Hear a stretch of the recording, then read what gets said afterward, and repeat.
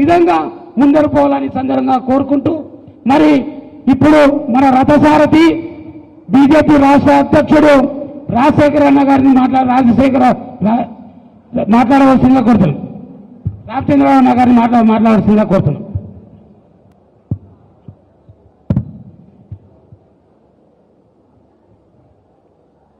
సభాధ్యక్షులు గద్వాల్ జోగులాంబ జిల్లా అధ్యక్షులు రామాంజలి గారు, మహబూబ్ నగర్ పార్లమెంటు సభ్యులను, మరి జాతీయ ఉపాధ్యక్షులను శ్రీమతి డికే అరుణ గారు, అదేవిధంగా భరత్ ప్రసాద్ గారు,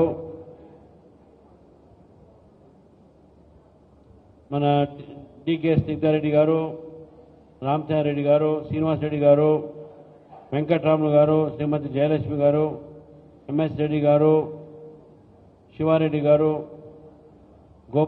గోపాల్ గారు, జయశ్రీ గారు, పద్మావతి గారు, కృష్ణవేణి గారు, అందరికీ కూడా పేరు పేరు నమస్కరిస్తూ ఇక్కడ ఇచ్చేసిన మీడియా మిత్రులకు, కార్యకర్తలందరికీ కూడా మరి కొద్దిసేపట్లో మనకు మన్ కీ బాత్ మనం చూడబోతా ఉన్నాం.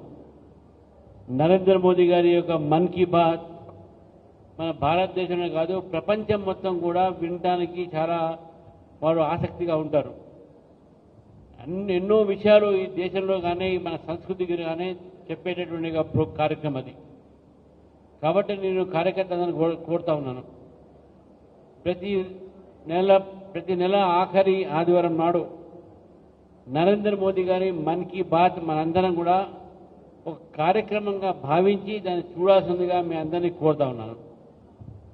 దాంతో మనందరికీ కూడా కార్యకర్తలు కూడా ఒక దిశా నిర్దేశం కూడా మనకు ఉంటుంది, మన ఆలోచన విధానంలో కూడా మనకు మార్పు వస్తుందని చెప్పేసి కూడా మేము తెలియజేస్తాం మిత్రులారా. ఈరోజు గద్వాల్లో మహబూబ్ నగర్ ఉమ్మడి జిల్లాలో నాకు రెండో రోజుకి నా పర్యటన. ఇక్కడి నుంచి వనపర్తి నుంచి నాగర్ కర్నూల్, మరి ఈ విధంగా ప్రతి ఒక్క జిల్లాలో కూడా తిరిగేటటువంటి ఒక కార్యక్రమాన్ని నాకు రాష్ట్ర పార్టీ ఇచ్చింది కాబట్టి నేను తిరుగుతూ ఉన్నాను. ఎక్కడ పోయినా కూడా అనేక సమస్యలు నా దృష్టికి తీసుకొస్తాను, కార్యకర్తలు కానీ, ప్రజలు కానీ, రైతులు కానీ. గద్వాల్లో గతంలో అనేక సార్లు నేను ఎమ్మెల్సీగా ఉన్నప్పుడు కానీ, ఎమ్మెల్సీగా లేనప్పుడు కానీ, ఎమ్మెల్సీ అయిన తర్వాత కానీ నాకు తరచుగా ఇక్కడ ఉన్నటువంటి ప్రజలతోని, విద్యార్థులతోని, ఇక్కడ యువకులతోని, రైతులతోని నాకు పరిచయాలు ఎక్కువగా ఉన్నాయి. మరి గద్వాల్ అనేటటువంటి ఒక చారిత్రాత్మకమైనటువంటి ఈ యొక్క నగరంలో ఈరోజు ఈ కార్యక్రమం ఇంత పెద్ద స్థాయిలో కార్యకర్తలు వచ్చి ఇక్కడ ఉన్నారంటే మీ అందరికీ కూడా నేను రెండు విషయాలు చెప్పి నేను ఎక్కువసేపు తీసుకోకుండా ముగిస్తాను. ఒకటి, రాబోయేటటువంటి ఒక లోకల్ బాడీ ఎలక్షన్స్లో, పంచాయతీరాజ్ ఎలక్షన్స్లో, స్థానిక ఎన్నికల్లో మనందరం కూడా భారతీయ జనతా పార్టీని గెలిచే విధంగా చూడాల్సిన ప్రయత్నం చేయాల్సిన అవసరం ఉంది. ఎందుకంటే ఈ కాంగ్రెస్ ప్రభుత్వం వచ్చినప్పటి నుంచి కేవలం మాటలుగానే చేతలు లేవు. 6 గ్యారంటీలతో చెప్పి ఈరోజు సరే దాని మీద పోనుగానే ఎంతమందికి ఈరోజు వాళ్ళు మేలు చేశారు ఈ యొక్క కాంగ్రెస్ ప్రభుత్వం వచ్చిన తర్వాత ఒకసారి ఆలోచించాల్సిన అవసరం ఉన్నది. ముఖ్యంగా రైతుల విషయంలో ఆ రోజు రైతు బంధు 15,000 ఇస్తా అని చెప్పేసి మర్చిపోయి 19 నెలలు అయిపోయిన తర్వాత కూడా రైతులకు ఇప్పటివరకు కేవలం 2 విడత 6,000 రూపాయలు ఇచ్చడం జరిగింది. అది కూడా స్థానిక ఎన్నికలు ఉన్నాయి కాబట్టి, లేకుండా అది కూడా రావు. అంటే ఎన్నికల్ని దృష్టిలో పెట్టుకునే కాంగ్రెస్ ప్రభుత్వం పనిచేస్తుంది. ఎన్నికలు లేదంటే ప్రజల్ని మర్చిపోతుంది. ఇది కాంగ్రెస్ ప్రభుత్వం ఒక తీరు, కాంగ్రెస్ పార్టీ తీరు. ఎన్నికల్లో ప్రజల్ని గుర్తు చేసుకుంటారు, ఎన్నికల్లో అబద్ధాల వాగ్దానాలు చేస్తారు. ఎన్నికలు అయిపోయిన తర్వాత వారి యొక్క అవసరం తీరిపోయిన తర్వాత రామ్ రామ్. ఇది కాంగ్రెస్ పార్టీ తీరు. నేను ఈ ప్రభుత్వాన్ని అడుగుతా ఉన్నాను, మీరు రైతులకు ఇచ్చినట్టు హామీ ఏమైంది?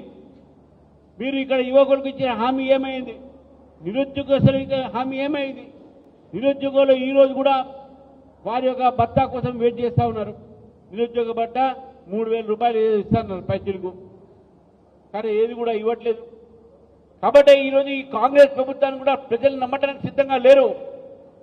కాంగ్రెస్ ప్రభుత్వము ఈరోజు ప్రజల్ని మభ్యపెట్టేటట్టు ప్రయత్నం చేస్తూ ఉంది.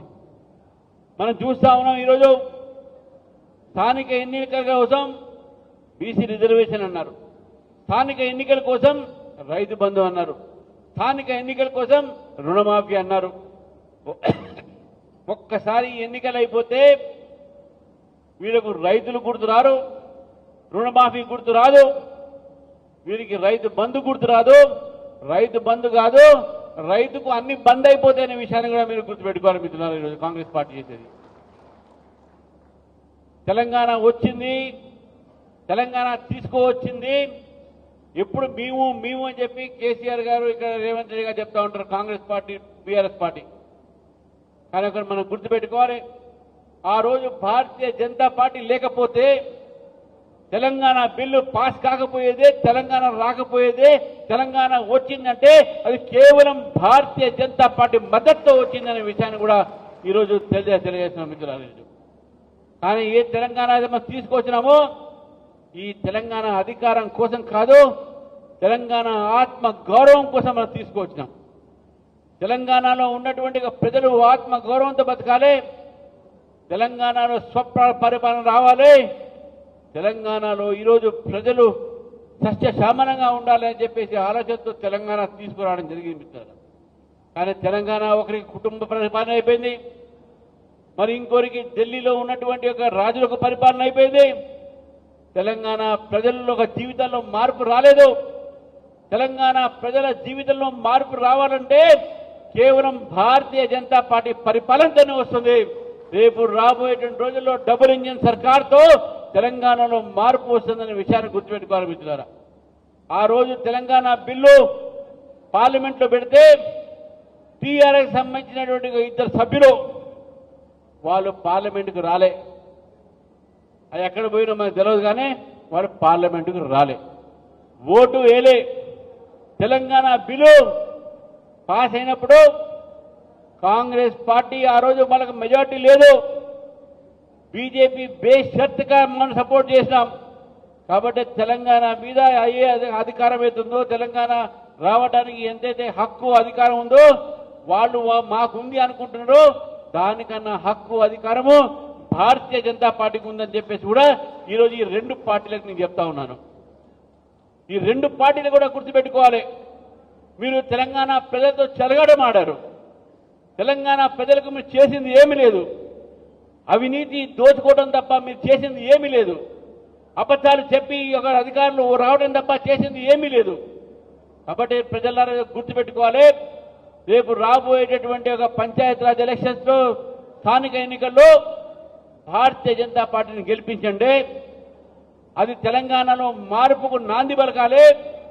మళ్ళీ 2028లో జరుగుతున్నటువంటి సార్వత్రిక ఎన్నికల్లో భారతీయ జనతా పార్టీని గెలిపించి తెలంగాణలో భారతీయ జనతా పార్టీ అధికారంలో వచ్చే విధంగా ఈ యొక్క ప్రజలు పనిచేయాలి, ఆ కార్యకర్తలు పనిచేయాలి, యువకులు పనిచేయాలి, మహిళలు పనిచేయాలని చెప్పేసి కూడా మీ అందరిని కోరుతా ఉన్నాను. మనకు మంచి అవకాశం ఉంది. తెలంగాణలో కాంగ్రెస్ని చూశారు, తెలంగాణ ప్రజలు బీఆర్ఎస్ని చూశారు, కానీ బీజేపీని చూడలేదు. బీజేపీని ఈరోజు మీరు కేంద్రంలో చూస్తున్నారు.